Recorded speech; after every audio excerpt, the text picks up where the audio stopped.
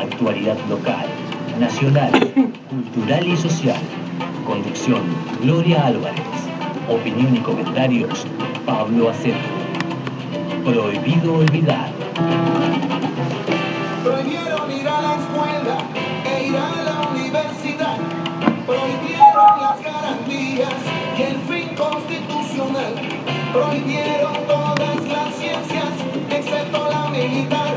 Prohibiendo el derecho a queja, prohibieron el preguntar. Hoy te sugiero, mi hermano, para que no vuelva a pasar. Prohibido olvidar. Muy buenas tardes a todos los que están escuchando la FM 101.9 aquí en Mar del Plata, en el shopping peatonal. Y vamos a comenzar, como todos los martes, de 18 a 19 horas, un nuevo programa de Prohibido Olvidar con Pablo Aceto, con Fede Garrido en la operación técnica. Quien te habla, Gloria Álvarez. Si te querés comunicar con la radio, 492-1185, por WhatsApp al 223-635-0505 y al 223-6225-387. Si nos querés escuchar por internet, www.fm1019online.com. Y también nos podés ver por YouTube. Busca Prohibido Olvidar. Bien, vamos a saludar a Pablo Aceto. Antes de ir, ¿qué tal, Pablo? ¿Qué tal? Muy buenas tardes. Buenas tardes. Antes de ir a la columna de Alberto Cortés, vamos a leer una reunión. Vamos a informar de una reunión mañana miércoles a las 18 horas en Catamarca 3070.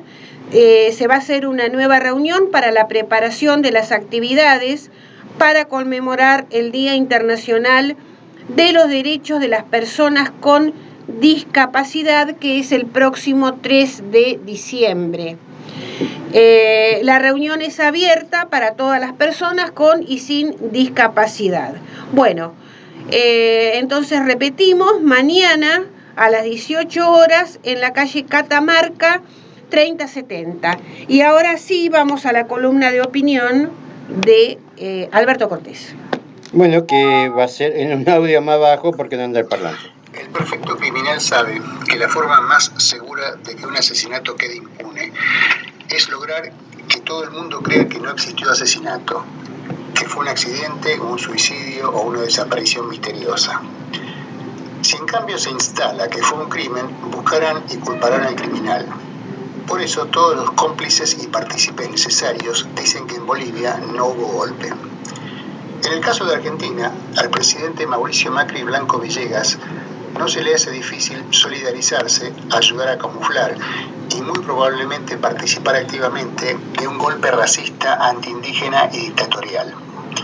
La fortuna de su familia paterna se amasó principalmente durante la dictadura genocida argentina. Las tierras de su familia materna, los principales terratenientes de Tandil, provienen finalmente del despojo de los pueblos originarios en las mal llamadas campañas del desierto. El golpe perpetrado o en vías de perpetrarse en Bolivia es un golpe fascista, terrorista, racista, empresarial, antipopular, antidemocrático, proimperialista, fundamentalista, liberticida, antiboliviano y antilatinoamericano. Es fascista porque los grupos de choque que operaron durante varias semanas, a similitud de los camisas negras de Mussolini, camisas pardas de Hitler y otros similares de esa época, se dedicaron a realizar actos de intimidación y violencia, primero contra sedes electorales para destruir urnas, después contra funcionarios y militantes oficialistas o simples ciudadanos, particularmente indígenas. El origen de esos grupos, como en el origen del fascismo, el nazismo y el falangismo, es el miedo de sectores de las capas medias ante el avance político de la izquierda, los pobres, la chusma, los indios, etc. La principal diferencia tiene que ver con la ubicación de Bolivia como país víctima del imperialismo, a diferencia del carácter imperialista de Alemania, Italia o España. pero los demás caracteres se asemejan enormemente. No faltan, además, en las raíces históricas de la ultraderecha boliviana, conexiones con el nazismo. No por casualidad Klaus Barbie se refugió ahí. Y con sus tallas nazis croatas aún más sádicos que los alemanes y de perfil ultracatólico como el golpista Camacho. Es terrorista porque su táctica fue tratar de usar el terror como arma política. Esto fue particularmente evidente durante el fin de semana en que se produjo la renuncia de Evo Morales, no aceptada por el Parlamento y por lo tanto no vigente, en la que numerosos funcionarios nacionales, departamentales y municipales del partido oficialista vieron sus viviendas invadidas o incendiadas, sus familiares más directos, incluidos niños, secuestrados y amenazados de ser asesinados si los funcionarios no renunciaban y se pronunciaban contra Evo. Esto ante la pasividad de la policía, parte del plan golpista. Es racista porque el principal motor de odio contra el gobierno de Evo, no el único, en gran parte de los sectores participantes del golpe, era el verse gobernados por un indio, encima exitoso a diferencia de casi todos sus antecesores blancos.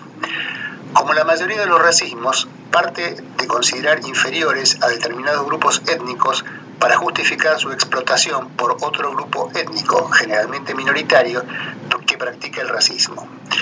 La dignificación por el gobierno de Evo de los pobres y los indios puso límites a ese saqueo.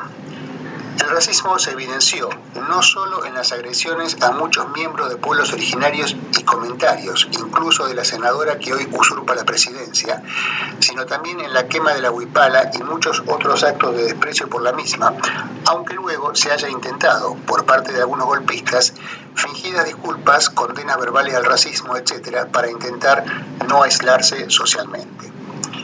Es empresarial, aunque gran parte de los empresarios bolivianos se vieron beneficiados por el crecimiento económico, superior en velocidad a casi todos los países del mundo, incluidos Alemania y los Estados Unidos, muchos de ellos mantienen sus prejuicios respecto a la izquierda y otros, como la familia del líder golpista Camacho, eran, antes de la nacionalización de los hidrocarburos por Evo, beneficiarios de las enormes y desproporcionadas rentas que saqueaban a los demás bolivianos y frenaban el desarrollo económico y social, como quedó en evidencia.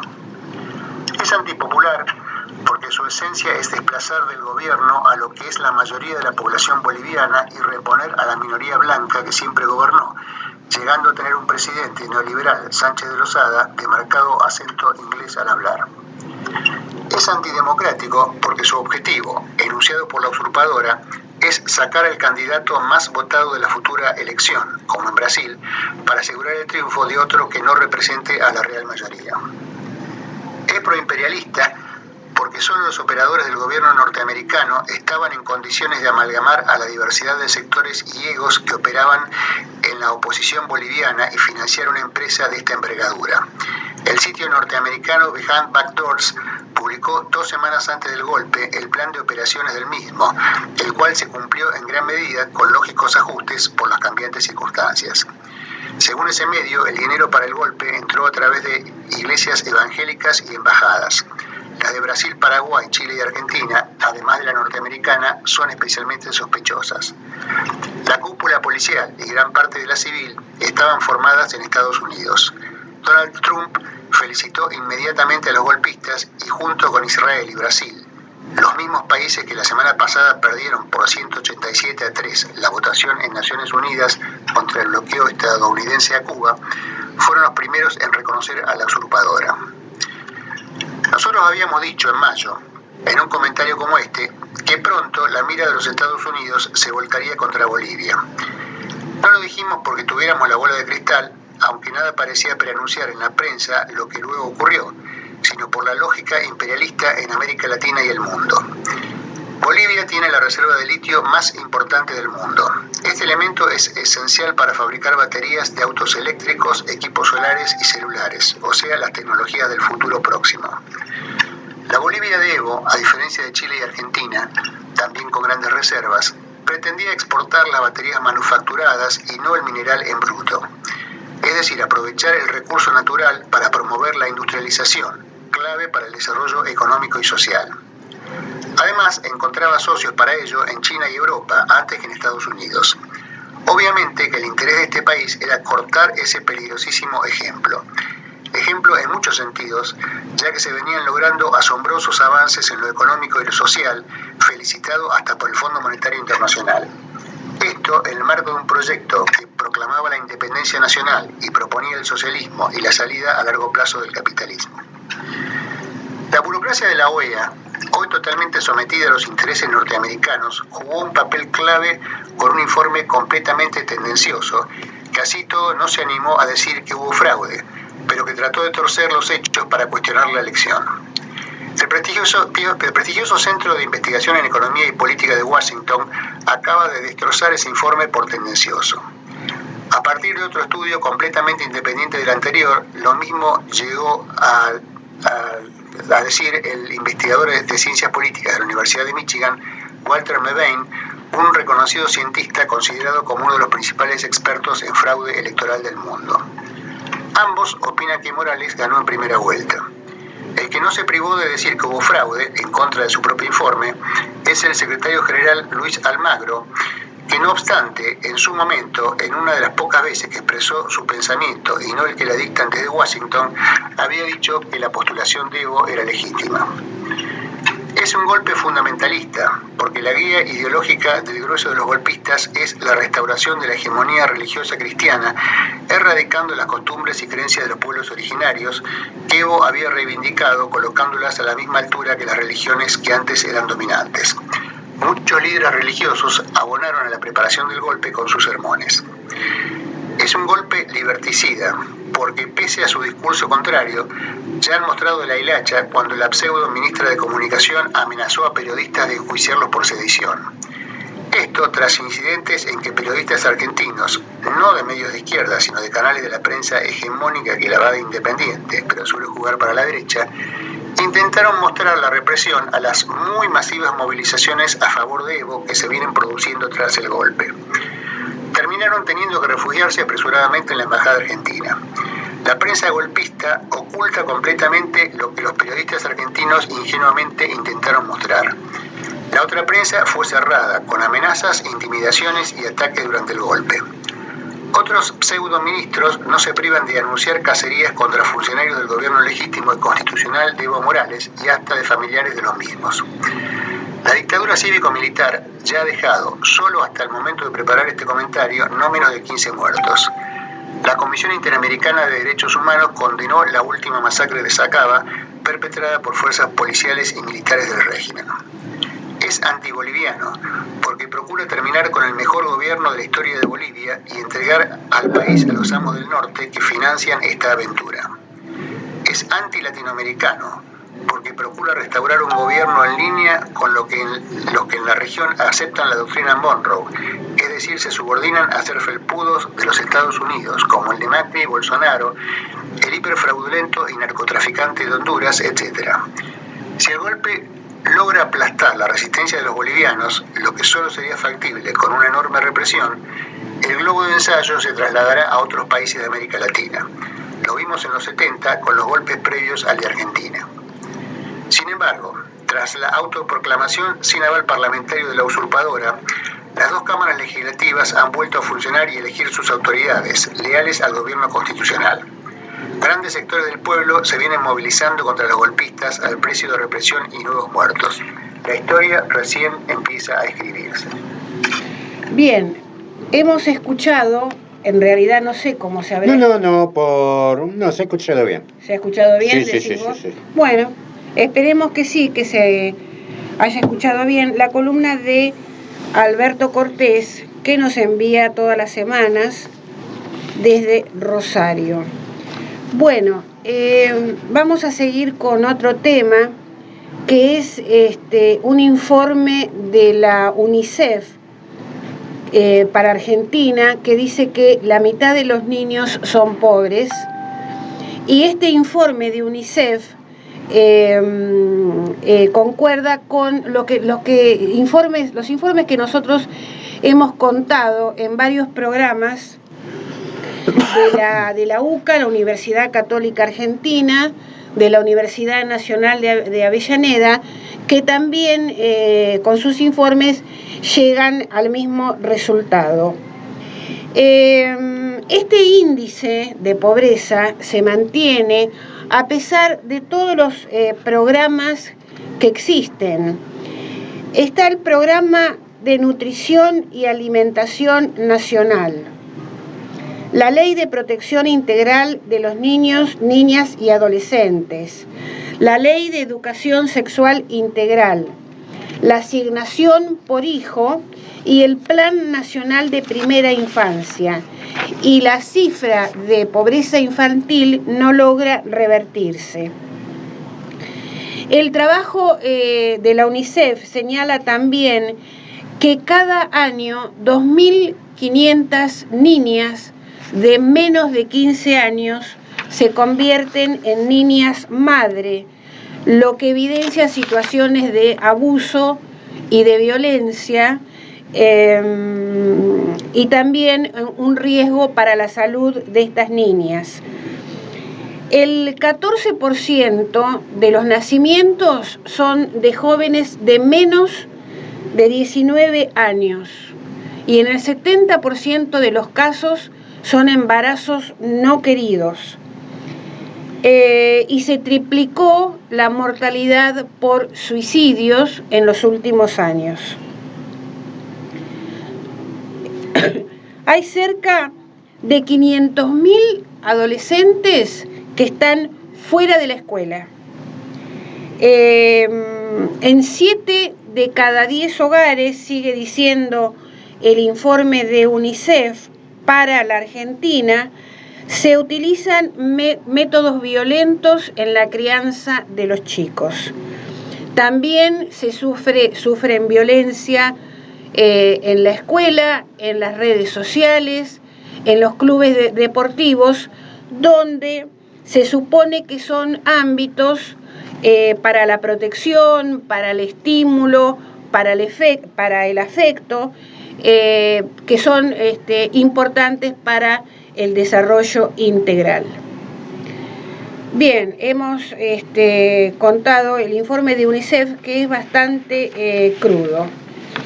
Y ahora vamos a pasar a un informe una nota de la revista Noticias que se llama La acefalía light de la transición argentina. Con las crisis regionales vemos que acá en nuestro país hay una inacción de parte del PRO y del Frente de Todos, según dicen, para salvar la economía nacional. El presidente electo Alberto Fernández deja pasar el tiempo, pero no está teniendo en cuenta que para los primeros meses del año 2020 hay vencimientos millonarios en dólares. Y en el Macri también sigue reinando la distracción para todo lo que son las urgencias cotidianas del gobierno. Este último fin de semana vimos que Macri estuvo en Córdoba jugando al golf. Como que ya nada es parte de su responsabilidad. Su gestión se caracterizó por los descansos permanentes. Sí. Es más, creo que este último año con el tema de la campaña fue cuando más trabajó. Sí, se puede decir que estar de campaña trabajando. O no dijeron cuando se iba de vacaciones. Por ahí algún descanso de haber hecho. Claro. La verdad que me llama la atención porque hemos tenido presidentes muy mayores. Sí. Uno podría decir, bueno, Perón, uno puede decir Ilia. Yo no vi que mismo de la Rúa. También. Alfonsín no era un pibe cuando era un tipo grande. Ponele, tendría la edad que tendría ahora Macri. La verdad que no lo recuerdo. ¿Qué otro presidente hemos tenido así? Hablo de los constitucionales, ¿no? Bueno, Eduardo Duhalde era un hombre grande. También. Y yo la No se verdad, tomaban tantas no, vacaciones. yo no, nunca, me acuerdo sí, algo del verano, que no eran vacaciones porque estaban todos acá, yo no, la verdad es que no, a ver, y es el presidente que le pidió un sacrificio a la gente, ¿no? Esto hay que decirlo, digo, a veces, por ahí, digo, si el hombre iba a dormir una siesta a Olivo, nadie se iba a enterar, pero qué sé yo, la imagen del presidente en una crisis como esta, Sí. en un cambio de gobierno, Sí, donde los países alrededor nuestro se están matando, el tipo Sí. jugando al golf, no es lo que uno espera de un primer mandatario, ¿no? Hay una calma chicha, como se dice habitualmente, en contraste con nuestros vecinos que están Bueno, enardecidos. a ver, una calma chicha para el presidente que está jugando al golf. La gente no la está pasando bien, ¿eh? Y no hay... No, primero eso, la gente no la está pasando bien. Es como, hay una sensación como que nadie gobierna. Y fue, creo que, la mejor etapa, me parece. Porque fin de semana, por lo menos para los que no son de acá, Mar del Plata, fue un buen fin de semana. Y yo no sé si esto se espera, porque ahora nomás hasta diciembre empieza la temporada fuerte. Sin embargo, fue, a ver, un buen fin de semana. Un fin de semana donde se laburó, tampoco digamos. Claro, comparado con las temporadas. Que fue la temporada 74-75, ¿no? Pero bueno. Pero fue importante la cantidad de gente que vino. Y hubo con el aumento de nafta y todo, que uno decía. Estuvo la maratón. Bueno, hubo sí. Un festival de boxeo. La maratón nos enteramos nosotros cuando nos cortaron la calle. ¿Eh? Qué poca publicidad que. Sí, yo no sé si se hizo fuera de Mar del Plata. Porque a lo mejor se hizo fuera de Mar del Plata. Por ahí se hizo fuera de Mar del Plata. Lo que acá para adentro, yo me enteré cuando doble para allá. Pero. ¿Qué pasó? Maratón. Bueno. Digamos, la gente de las inmobiliarias que estaba muy contenta porque incluso hasta dijeron que se alquilaron casas en la zona del sur de Mar del Plata, que no es común para esta época, y destacaban la maratón, un festival de boxeo que se hizo. Bueno, culminaba el festival. Yo el festival de boxeo me enteré ahora. Claro, claro. Me parece que hay poca difusión de los eventos que se hacen en Mar del Plata. Bueno, por ahí es más importante por ahí difundirlos afuera. Que lo difundan un poquito acá. Digo, qué interesante hubiera sido, por ejemplo, si se hubieran acercado a la 101.9, habría que preguntarle al gerente comercial de la radio si pusieron acá una propaganda de este evento. Fede, preguntarle al gerente comercial. Claro, entonces no nos enteramos, ¿viste? ¿Qué sé yo? También justo se daba la finalización del Festival Internacional de Cine. El día lunes hubo películas, las películas ganadoras podían verse en forma gratuita. Bueno, eso yo no lo sabía, por ejemplo. Sí. Después, hubo básquet, hubo vóley, o sea... básquet me acuerdo porque estaba reseñando Fede que se tenía que quedar hasta tarde. Claro. Pero que lo transmite esta radio. Pero digo, también hay esto, que uno también se ha alejado de la televisión abierta. Eso es cierto. No cuesta poner un canal de acá. La verdad cuesta. Porque por ahí uno se engancha en los programas por YouTube, otros se enganchan con Netflix, otros con Flu, o no sé qué Flu, claro. No me acuerdo cómo se llama, y otro en cara para el lado de... Bueno, pero... Y es muy difícil engancharse con lo... Entonces también lo que es la prensa y difusión, también tienen que entender eso. Por ejemplo, a mi Cazador de Noticias o Retrato de Hoy, que lo escribe Miguel Avellaneda, como el Cazador de Noticias, que lo escribe Rubén Ferrari, a mí me llega por Twitter, entonces me llega la información. Bueno, mira, acá justo tengo Cazador de Noticias y dice que el turismo dejó 4.700 millones de pesos en consumos durante este fin de semana largo. Está bien. Pero no, a mí me parece bien. Lo que sí hay que resaltar, que me parece que falta difusión, no sé afuera, pero dentro de Mar del Plata. Dentro de Mar del Plata dentro del partido de General Pueyrredón, me parece que como para darle más, tanto como la localidad de vecina. Exacto. En Mar del Plata trabaja mucha gente que es, por ejemplo, del partido de Mar Chiquita, de Miramar. O de Miramar. Y bueno, y vos con la población local le das un marco a todas estas actividades, que no digo que faltó, pero me parece que cuando los marplatenses nos enteramos porque cortaron la calle de que hay una maratón, está bien, uno no está en eso todos los días. Justamente esa es la medida. Claro. Porque si uno fuera un seguidor de ese tipo de actividades, es lógico que vos te vas a enterar, va a ser lógico, esto o lo otro. Ahora, justamente vos que no sos, a vos donde te tiene que llegar la información. Y bueno, pero bueno, esas cosas están fallando.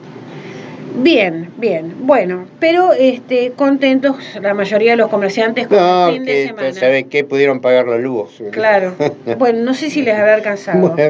Bueno, volvamos a la nota de la revista Noticias, que dice que esta calma, tanto en Cambiemos como en el Frente de Todos, estas vacaciones, entre comillas, para estas vacaciones no hay grieta, porque se las toman tanto en Cambiemos como en el Frente de Todos. Más criticable es lo de Cambiemos porque son gobierno todavía, ¿no? Hasta el 10 de diciembre. Yo como que estaría nervioso, esté donde esté, ¿no? Porque habría que ponerle algo de... A ver, Macri está preocupado por a ver quién queda al mando de Cambiemos para, obviamente, que quiere ser él. No pidamos grandes cosas. Claro, está preocupado por eso. ¿Cuál va a ser su rol como opositor? ¿No? Y por el otro lado, Alberto no presenta ningún programa económico, ni programa financiero, ni programa social, únicamente lo de la lucha contra el hambre, que juntó... Y ha entrado en un dilema por el tema del aborto, que incluso gente... innecesario. Que yo siempre me imaginé, ¿no? Porque grabó y todo eso, que se suponen que son los discípulos del Papa. Y Alberto ya y Cristina ya habían votado a favor del aborto, habían apoyado el tema del aborto. ¿Cómo lo solucionarán esto? Vamos a ser sinceros, ¿cuántos votos sacó del Caño? No recuerdo. Habrá sacado el 2 y pico, una cosa así. No, creo que entre el 2 y pico está mi voto. Porque cercano al 4%. Cercano al 4 barro, cercano al 4. Una cosa así. ¿Cuánto sacó Gómez Centurión? Bastante menos. Bastante menos. Entre todos habrán juntado un 6. Un 6%. Entre los dos. Eran los que estaban a favor y en contra, porque en definitiva fue lo que más hablaron, es a favor o en contra del aborto. Quiere decir que todos los demás estaban preocupados por otra cosa. Se supone... yo no le voy a quitar precio a este tema, pero la verdad es que la gente estaba preocupada por el aborto. No, estaba preocupada porque de hecho en Frente de Todo y en Cambiemos había gente que votaba a favor y en contra del aborto. Pero las dos propuestas fuertes, a favor y en contra del aborto, no llegó a un 5%. Entonces quiere decir que la atención de la grande mayoría no está en el tema de si hay o no hay aborto. Están buscando otras soluciones. Y no es quitarle el precio, sino es darle...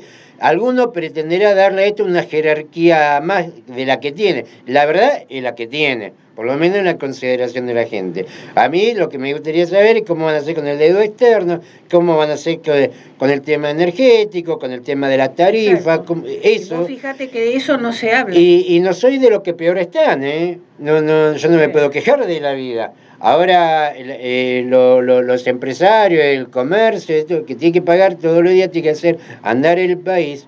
Bueno, están preocupados por otra cosa y no por el aborto. Digo, también es hora de empezar a poner en valor y en jerarquía las prioridades. Se va a discutir en el Parlamento. Para eso se votó a unos y a otros. Que lo discute en el Parlamento. Nosotros lo que tenemos que ver cómo solucionamos lo demás, que aparentemente lo que están a favor o en contra del aborto, el tema de la tarifa no le importa un plito, porque para el aborto y para el no aborto movilizaron un montón, para recuperar las empresas de Estado no se mueve nada, y resulta que eso que se mueve un montón no llega a un 6%. Entonces, vamos a ver cómo. A mí también me da la sensación, y esto es lo que me preocupa, que hablan de eso para no hablar de las cosas que nos está importando a todos, ¿no? Bueno, la crisis regional le dio a la Argentina una oportunidad para presentarse como líder continental. Esto hubiera pasado si el oficialismo y la oposición hubieran podido presentar al mundo una postura unificada respecto a la crisis regional, cosa que tampoco sucedió. ¿Y quién está preocupado por eso? No, lo que estoy diciendo es lo siguiente, sí, que la crisis regional le hubiera dado a la Argentina la oportunidad de presentar una postura respecto de eso entre oficialismo y oposición, cosa que tampoco ocurrió. No, ni iba a ocurrir. Ni siquiera se pusieron de acuerdo si era golpe de Estado o no era golpe de Estado. No me refiero solamente a Bolivia, me refiero a la crisis en Chile, a la crisis que hubo en Ecuador, en Perú. Digamos, para que se entienda, una postura unificada del oficialismo y la oposición respecto a esta crisis. Yo creo que lo que están buscando es la salida elegante, no meterse en nada, porque tampoco Macri salió a condenar el golpe y tampoco reconoció a la presidente autoproclamada. Quedó mirá vos, la iglesia, que creo que fue, no me acuerdo si fue Benedicto o fue Francisco, quitó de su dogma la idea del ¿cómo se llama? De intermedio,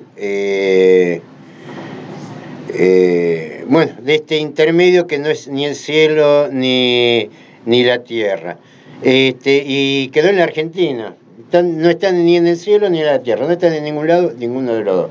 Por ahí sí, el limbo. Macri quedó en el limbo, ahí está. Y Fernández un poquito más, claro en la definición del golpe, no por ahí no tan claro en otras cosas, pero bueno, tampoco hay una definición de por qué es el golpe, que eso también, que es en contra de una cuestión racista, como decía Cortés y todo eso, pero también hay cuestiones económicas y son de las que hay que hablar.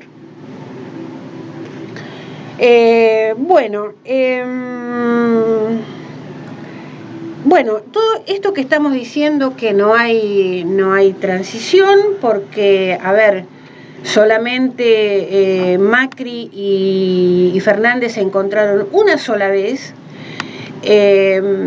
pero esto deja muy preocupados a los argentinos que se levantan todos los días y no tienen una señal, no tienen una respuesta ni del gobierno que está, ni del gobierno que viene. Eso es lo preocupante. Yo voy a esperar por lo menos al que el gobierno que viene venga. Y vamos a ver en 2 o 3 jugadas vos ya te das cuenta si es más de lo mismo o va en busca de un cambio profundo. Pero la verdad hoy el macrismo se tendría que haber hecho cargo de más de una situación. Y mirá vos, Macri, que está bien, lo de Macri es una cosa aparte, ¿no? Macri que había dicho que nos sacaba el impuesto de la ganancia del sueldo de los trabajadores y los jubilados, que iba a haber pobreza cero, sí, que no me acuerdo cuántas otras cosas más. Que iba a sacar el cepo, se fue con cepo. El impuesto a la ganancia quedó. La inflación, que era otra cosa que iba a destruir, creció más.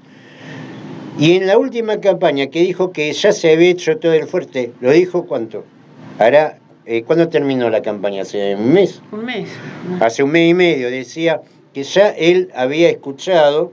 Sí. Que él había. Los escuché, dijo. Vidal también, los escuché. Y usaban frases de Lenin, porque usaban frases de Lenin. Los escuché y ya hicieron el sacrificio. A partir de ahora vamos a disfrutar de toda esa bonanza producto del sacrificio argentino. Perdió las elecciones, a la otra semana te aumentó el gas, la luz, la nafta, todavía hay otro aumento más. Sí. Entonces, sí. Esto lo digo como para recordarlo, porque después del tiempo se olvida.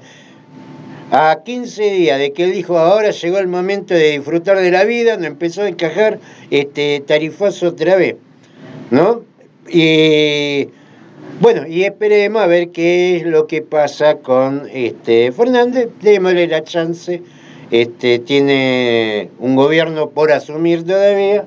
No sabemos cuál es el gabinete. Lo que sí me causa un poco de ruido de que hoy estemos entrando en debate por el aborto, que evidentemente en lo electoral tuvo poco peso. Porque de la lista que ganaron y de la que sacaron muchos votos, había de los dos, porque vos tenías a los sectores, que yo ponele, progresistas de el partido de todo, la unión de todo, no sé cómo era ya, porque ya te lo cambian, pero vos también lo tenías Graboy, que estaba en contra del aborto. Frente de todo, vos tenías gente que estaba en contra y gente a favor. Y del otro bando también, gente a favor y gente en contra. Las dos propuestas que salieron fuertes con el aborto, en contra del aborto, nos sacaron el 5%. Y el presidente a asumir está hablando de algo que evidentemente a nadie, o por lo menos a la grande mayoría, no le interesa, y las cosas que le interesa, como por ejemplo el tema de tarifa, el tema de deuda externa, el tema de política de salario, el tema de los jubilados. Vamos a hacer un pedido acá con Gloria. Están todos en la CGT hablando, esto un poco me separo, me vino ahora. La CGT están hablando de que no va a haber, no va a haber bono de fin de año ni tampoco se va a pedir. Yo no me quejo de decir, yo no puedo ser ingrato con la vida. Los bancarios, si no le dan el bono de fin de año, la podemos aguantar. Subsisten igual. Vivimos igual. Sí. Ahora, a los jubilados que no le dieron la otra vez. Claro. Ahora le dieron el bono. ¿Por qué no hacemos una campaña a los jubilados? Sí. Claro. Porque hay muchos jubilados que están muertos porque todavía no llegaron a la actualización que le corresponde y están que no llegan a fin de mes, pero no llegan mal. Así que qué interesante sería, ya que la CGT no quiere pedir el bono de fin de año para sus afiliados, que lo pidan para los jubilados. Qué bien que estaría Fernández, por ejemplo, diciendo, mire, lo primero que vamos a hacer con el tema de hambre cero, le vamos a dar un bono por única vez a los jubilados, más no estaría. Bueno, mirá, vamos a leer un título de la Política Online. Dice, tensión con Israel. ¿Qué problema? Alberto tiene reparos con el decreto de Macri que declaró terrorista a Hezbollah. O sea, hablemos de cualquier cosa. O sea, no es que se le esté restando, porque todos los temas tienen su importancia, pero hay prioridades. Me parece que eso, una vez que tenga el gabinete, el canciller podrá tocar el tema, pero es como ya te digo, deja a Hezbollah, dale un mono de fin de año a los jubilados. Claro. Dejalo de Hezbollah, dejá el aborto en paz. Dale un mono de fin de año a los jubilados. Exactamente. Después vemos qué hacemos con Hezbollah. Exactamente. Dale un mono de fin de año a los jubilados. Bueno, vamos a seguir entonces, Pablo, con tu editorial de Cerro Dragón a Vaca Muerta. Sería parte 4. Parte 4. Esto es como el IF, ¿viste? Se va a extender en el tiempo. Como la novela turca, ¿viste? El IF, que empezó, era una nena. Ya en cualquier momento empieza a tener familia la chica, porque tantos años duró esa. Ya está grande, ya tiene borronca, evidentemente fuma y toma whisky. Pero es una cosa terrible. Pasemos de Cerro Dragón a Vaca Muerta. ¿Qué número era, dijimos? Parte 4. Parte 4. Esto lo recuerdo, habíamos empezado cuando Mirta Legrand dijo que Vaca Muerta nos iba a salvar. No, pero también dijo Mirta Legrand que el campo nos iba a salvar. Y lo del campo agradecido, ¿viste? No dejan de estar sobre ello, porque sí. No lo ayuden mal, campo. Ahora nos va a salvar Vaca Muerta. Y hemos empezado a hablar sobre el tema de Cerro Dragón, que es nuestro principal yacimiento petrolífero, y que claramente no nos salvó. No nos salvó porque fue un recurso que fue entregado a empresas y a intereses extranjeros, que aún hoy sigue dando una gran cantidad de crudo que se lo llevan otros. Se lo lleva gente que no tiene nada que ver con nuestra economía, en concreto se lo llevan empresas extranjeras. En este sentido, habíamos dicho, dimos un detalle de lo que era Cerro Dragón, dimos un detalle de lo que era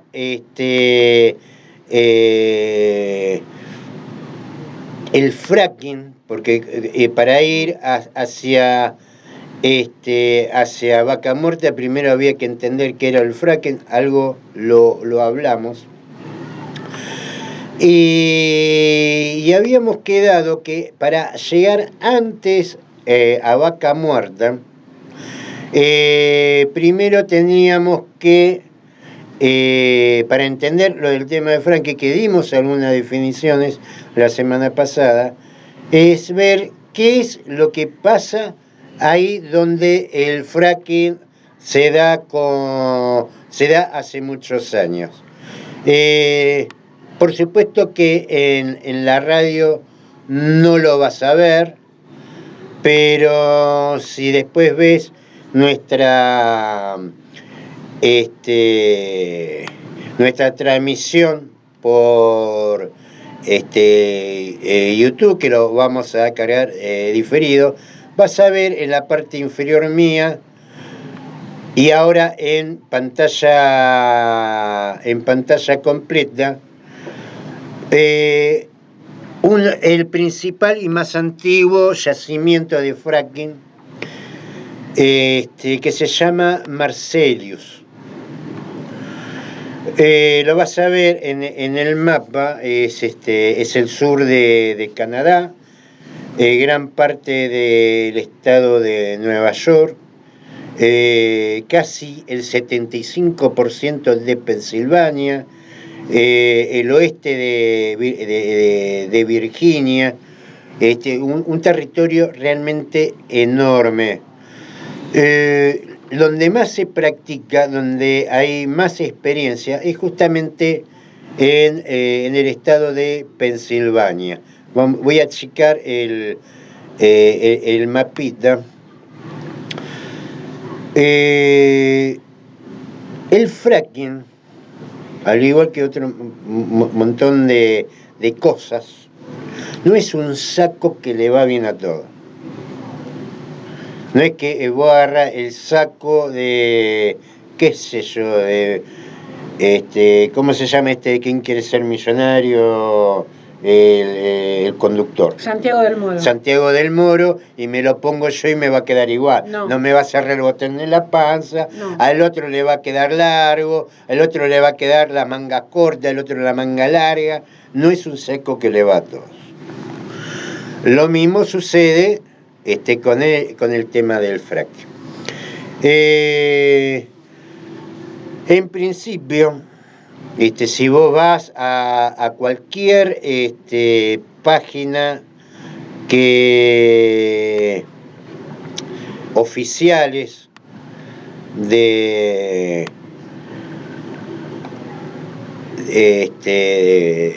se dedican a la industria petrolera,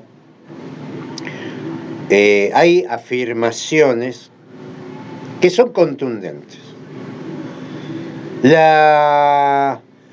El fracking se lleva es de hasta 2000, a partir de 2000 o 1400 metros hacia el fondo, después va una vertical donde se generan explosiones que producen las grietas.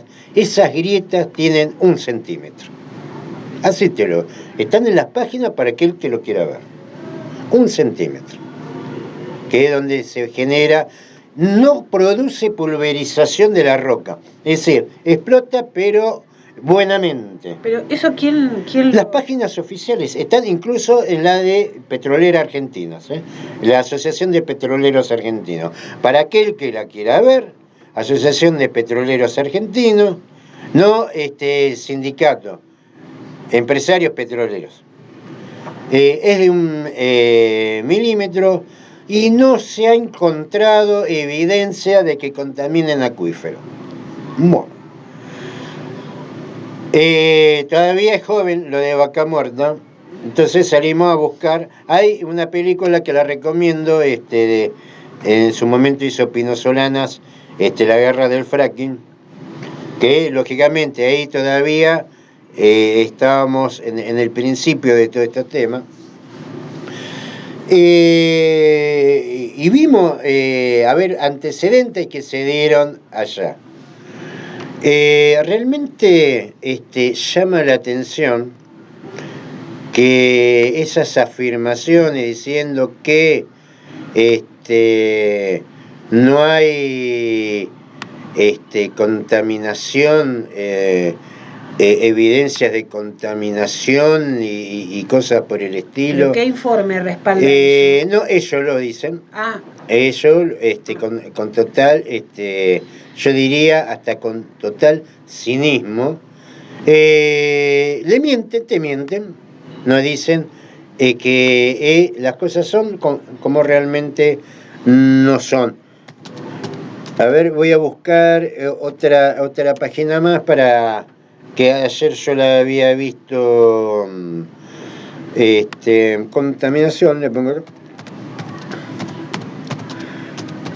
que no, prácticamente,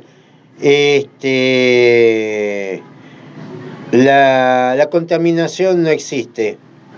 Acá tengo un título: contaminación por fracking, 243 casos solos en Pensilvania, que son las que se alcanzaron a publicar después la comisión de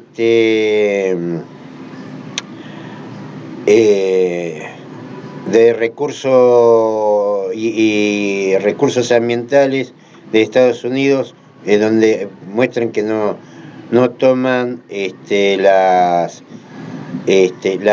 denuncias hechas.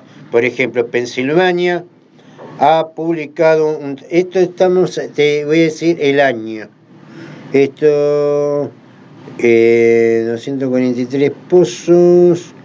Estamos hablando de este año, mira vos.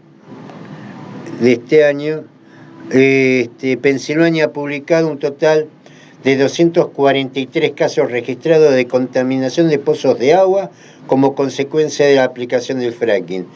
Estos casos están distribuidos en un total de 22 condados, donde algunos fueron más afectados que otros. Las actividades de fractura afectaron el agua de gran cantidad de pozos contaminados con gas metano, residuos contaminados y malas prácticas operacionales, causando que el agua potable resultara inutilizable. Es muy importante destacar que en estos casos fueron publicados mucho tiempo después que la población denunciara las irregularidades. ¿Esto dónde es? Pensilvania. En Pensilvania. Acá hay dos cosas para tener en cuenta.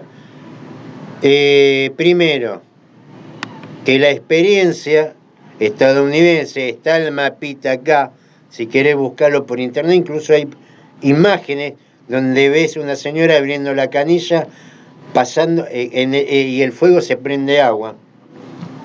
O donde tiran un fósforo sobre un lago y el lago se enciende, está encendido. Claramente mienten. No se puede decir de otra manera. Mienten. No, lo que ellos están vendiendo como fracking acá en la Argentina no pasa en ningún lado. De hecho, hay muchos países que lo están prohibiendo, e incluso 3 candidatos a presidente de Estados Unidos, que ahora van a elecciones, están en su plataforma prohibida de fracking. Primero, esas fracturas de centímetro que dicen. De 1 centímetro. De 1 centímetro. Como si pudieran dominar, como si el fondo de la Tierra fuera algo uniforme.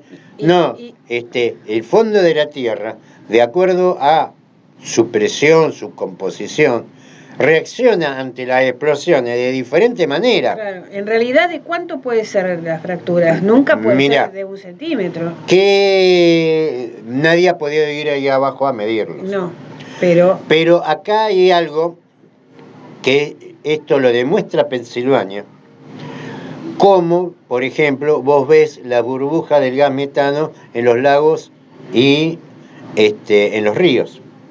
Cuando vos hiciste una perforación por debajo de los 2.400 metros. Ese gas metano, ¿de dónde salió?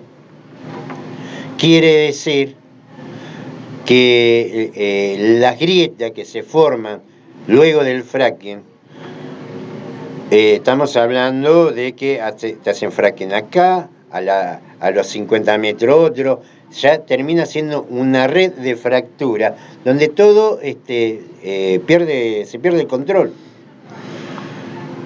No iba a hablar de Vaca Muerta, pero para que te dé una idea, se llegó al récord entre YPF y no me acuerdo la otra empresa. Están haciendo de entre 10 y 11 fracturas por día. En Vaca Muerta. En Vaca Muerta. Lo mismo sucede en todo lado. Es a esa velocidad. Se hace la perforación y después se hace la fractura. Hacen 11 por día, 10, 11 por día. Entonces, lógicamente, un pozo en el planeta Tierra no pasa nada. Ahora, si te hacen 10 por día... Sí, recordemos que son todas empresas extranjeras las que están... Y en el caso, en Vaca Muerta, no, la mayoría no, todas. Las de Norteamérica son las mismas, pero son nacionales, pero son privadas, y te hacen, te pueden hacer 10 fracturas por día. ¿Cómo controlás entonces? Es como cuando rompes una galletita, se va rompiendo toda después. Entonces, ¿cuál es el primer efecto que se vio en Pensilvania? La contaminación del agua con gas metano. Es decir, queda en el agua potable de los acuíferos, de la laguna, de los ríos, el gas metano como un elemento más del agua.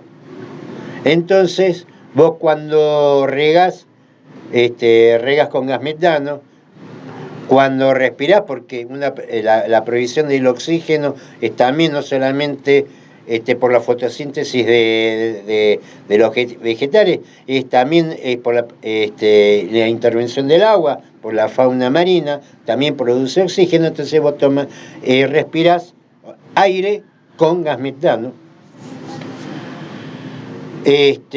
Tomas agua con gas metano, no está bueno tomar gas metano o respirar gas metano, se entiende, ¿no? No está bueno. En Pensilvania también se ha dado, porque hay que entender que este tipo de yacimientos no convencionales son por lo común grandes zonas donde en algún momento hubo mar, se generó las distintas capas de tierra, y después producto del calor y el retiro de las aguas producen el yacimiento.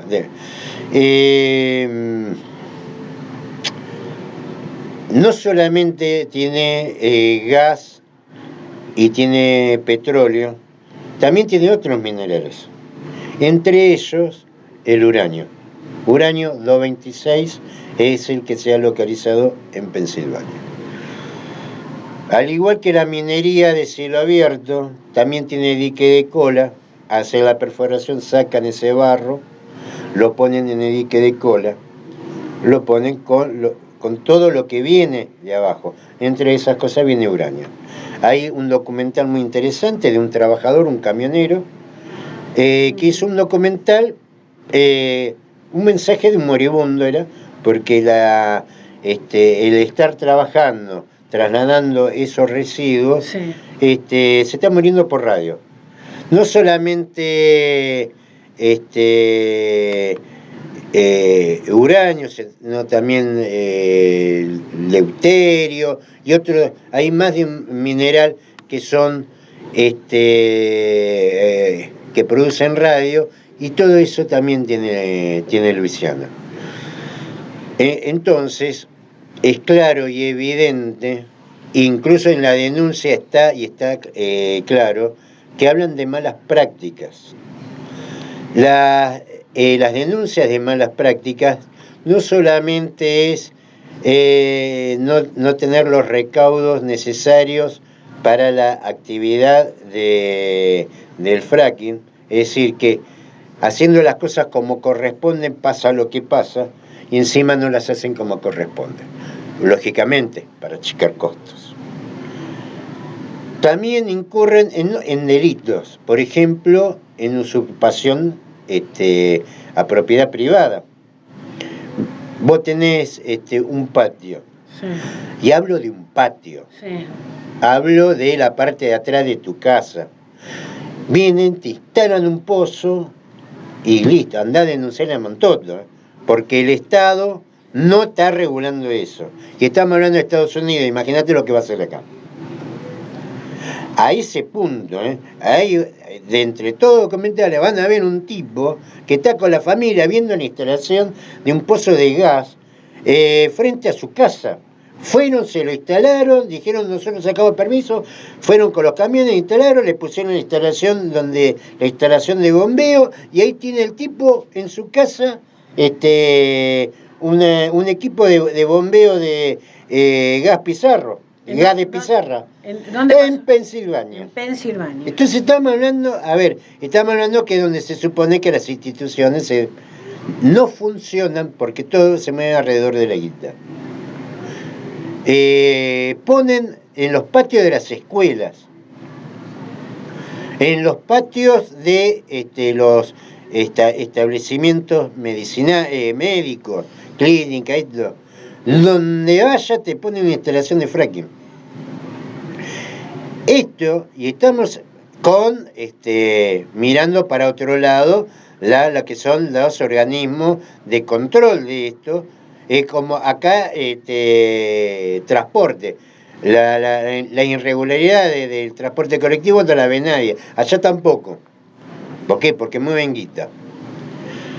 Esto, sí, decime. Sí, estamos terminando. Estamos terminando y creo que fue por ahí bastante amplio lo de nuestro paseo por Pensilvania para entender de lo que es el principal yacimiento estadounidense que en términos económicos es mucho más importante que Vaca Muerta.